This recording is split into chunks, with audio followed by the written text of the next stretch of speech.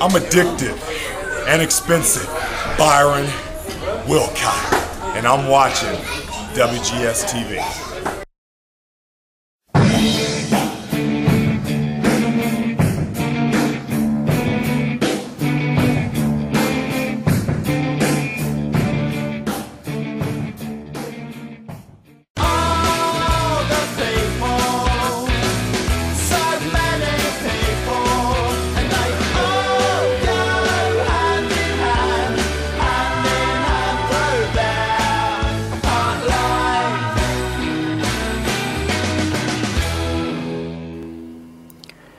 Hey guys, Ashley here, although not in visual form, mainly because my webcam has decided to play up, which is rather annoying, but anyway, here is my mini review, little review, for TNA's No Surrender, as the journey to Bound for Glory comes to an end. See what I did there? See what you see? You're watching gameplay of Journey. I'm trying to be clever and still not look like an asshole. I think I failed. Anyway, we start off opening match. Jeff Hardy versus Samoa Joe. Very good match, I'll say. Good work between the two, and the match finish. I was worried that we were going to see a replica of Thursday that we had. Hardy put on the Armbreaker submission, the armbar style move, only for Joe to reverse it into a pinfall, and then Hardy to reverse that pinfall into a pinfall of his own and get the win and go on to the final. So a bit of a surprise, but then for what Hardy's done in the past 18 months, I'm not surprised either, to be quite honest. Now next up we had the second semi-final. Bully Ray taking on James Storm, and this again had a very interesting, very good match as well, but interesting turn of events with quite a few ref bumps towards the end, and the last call was hit on Ray by Storm, but there was no referee to count it. Out comes Bobby Roode. Yes, that man's back again. He gets a beer bottle, smashes it in Storm's head. Storm falls to the canvas. Roode puts Ray over the top of Storm. The ref counts 3. And Bully Ray gets through to the final. And I guess that's how you get your feud to come back regarding Roode and Storm. They're clearly going to go at it at Bound for Glory in 5 weeks or so. Now next up we had the Knockouts match. Teacher versus student with Tara and Tessmacher. This one was still a good match, very well put together from both girls. Taryn Terrell as well as the referee. It's weird to see 3 women in a match and only 2 of them are actually competing for something, when they all look hot. Anyway, the finish came with Tara attempting a Widow's Peak, which Tessmacher was able to roll through and turn it into a roll-up pin and get the win and retain her title. But as I say, very good match as well. Next up, we had... backstage we had a beatdown. Roode was basically being taken away by security for interfering, and Storm just beats the crap out of him. And Hogan is now just wants both of them out because he can't deal with it anymore. Then we go into... I'm surprised it was here, but we had match 4, Aries versus Armbreaker, which turned out wasn't even a match. It was just a brawl. No referee, no pinfalls, no countouts. It's just fight each other. There were some interesting bits in it, including the first time we've seen in a while white powder being used, which I don't think was cocaine. It was probably baby powder. But then I'm worried how much baby powder that Aries had. Very strange, but anyway, I'm going off the point. I normally do. The match basically came to a halt when the mask was being pulled off by Aries, only for other members of Ace and H to turn up and attack Aries, and then the locker room turned up in force to help him. Hogan then came down with Sting's baseball bat. Sting wasn't there, by the way, which is a shame, but understandable considering next month he's going to be in the Hall of Fame. Let him take it easy for a bit. But we had that happen, and then we saw Jeff Hardy just prone on the floor, and it was unclear what had happened. But then we had a replay showing that one of the Aces and 8 guys got him and lawn darted his shoulder straight into the ring post. Ouch, I think is the key operative word. Then from that we saw Hardy get taken to the back and getting checked on throughout the night as to will he or won't he. All I say is the word underdog, and that might be a clue.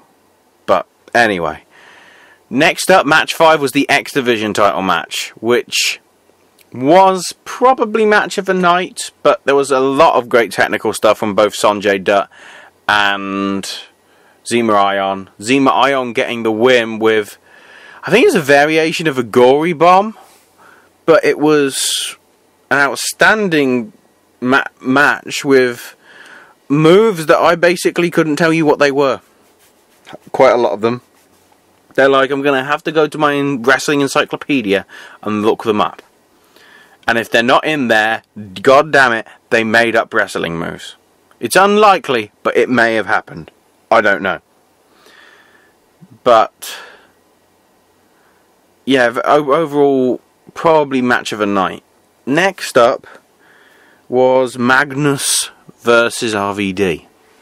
And this one could have been good, but it wasn't really, because it was rather like a John Cena match. I know I shouldn't make comparisons to Cena because he's WWE, but Magnus did a heck of a lot of the work, and then RVD just stole it at the end with a 5-star frog splash and got the win. It was a good match, but it probably had more potential and it didn't really live up to it. But then that might have been because of other matches that be taking place later on in the night. Next up, and this is definitely worth mentioning, backstage segment with Daniels and Kazarian. And I think it was Kazarian that was saying, this is just tomfoolery, this is stupid, and this is idiotic. Tomfool-stu-idiotic. And then Daniels goes, will you stop making up words? And that was just genius. And Daniels was... The tag team now apparently is called the World Tag Team Champions of the World. Which is brilliant. I want to see more of them actually, and thankfully we get to see that because they managed to retain the titles. AJ and Kurt did very well, and it was a very good match with the two, some very good spots. But thanks to an apple teeny in the eyes from Daniels, Kazarian managed to get the roll up, get the free count, and they're still tag team champions. I'm guessing they may drop them at Bound for Glory, or even before then, but we'll wait and see what happens with that. But overall, very good match from the 4 guys, but then you'd expect that because they are 4 TNA veterans. And technically, if you want to include Angle, he's even before TNA in WWE, he was a veteran. So, well done to them. Now, the main event. This is where it gets interesting, people. Hardy versus Bully Ray. Now, there was a very good promo before this from Bully Ray saying, look, you may not like me, but you have to respect me for everything I've done in the last 18 months. Which, to be quite honest, is a fair comment. Because 18 months ago, if you told me Bully Ray would be a proficient singles wrestler, I'd be going, jog on. No way. But seems like he's come good, and if the reports are to be believed, signed a 3-year contract, good luck to him, because I think he could do very well. So he cuts this promo, then goes out to the ring. Meanwhile, I forgot to mention this, but basically Hogan called the police in because of the aces and eights, and put the entire place on lockdown, which I thought was in April, but the whole place was, nobody was going to get in, nobody was going to get out, even for the toilet. I don't know, but yeah, and the security was round at ringside to make sure that there was no interruptions. So I was just thinking, here come the aces and eights.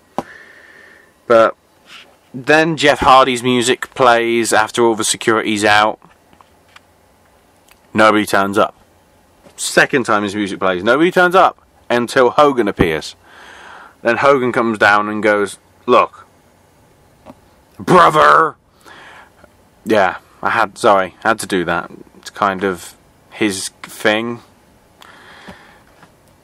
If you want to be the man, you had better just let him heal, and let's have this match on Thursday to decide who's going to Bound for Glory. And the crowd were immediately, seriously? You're going to end a pay-per-view with nothing? And thankfully, they didn't. Because they came back. You know, it looked like Hogan was desperately trying to make it happen for the Thursday. And then all of a sudden, third time the music hits, and Hardy's out, taped up shoulder and all. And this was a good match. But my only issue was that Hardy wasn't selling the injury very well. A few of the times when he was kicking out, he was screaming in pain because obviously he was having to move his shoulder quickly, which I thought he did well, but for the majority of the match, it's like he wasn't injured. Kayfabe. But eventually the finish came with both guys on the top turnbuckle. Bully Ray got pushed off. Hardy hits a swanton onto Ray, gets the 3 count, and it seems as if we're going to have Austin Aries versus Jeff Hardy at Bound for Glory for the TNA World title in Arizona in 5 weeks. So face versus face. Logically it doesn't make sense, but you notice one thing I didn't mention in that match? There was no aces and eights. So why have the security there at all? Why have the police there when you have nothing involving them whatsoever? So I felt that was a bit of an anticlimax. Overall though, out of 10, I'd have to give it an 8. A very good show. It probably would have got a 9 or possibly an 8.5 had it not been for just the ending, the last match. Hardy was good, yes, but he kind of didn't do well on the selling of the injury, and then the fact that the aces and eights was like hyped, they're going to be involved, there's nothing, something's going to happen, and then nothing happens. I thought it would have been better to have them involved in some shape or form, so yeah, I'm not entirely sure about that, but yeah, 8 out of 10. Overall, a very good show. Let's see what they have to come up with for Bound for Glory, because there's going to have to be some big matches there, given that it's the equivalent of their WrestleMania. Plus, you've also got the Hall of Fame thing happening as well.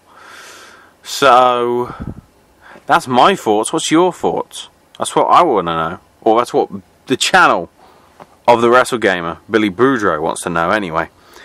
So, what did you think about the matches? What did you like? What didn't you like? Tell us in the comments below. I don't know why I'm pointing, because you can't see me. It's a bit odd. No, not like Cena. Don't. I know what my custom entrance is for WWE 13 now. Thanks, Billy. Anyway. Thanks for watching / listening to. Thanks for listening to me, and thanks for watching Billy Playthrough Journey and all that. If you want to see more videos like this reviewing wrestling programs from Raw, SmackDown, Impact, and other WWE and TNA pay-per-views, click the subscribe button above. If you like this video, click the like button.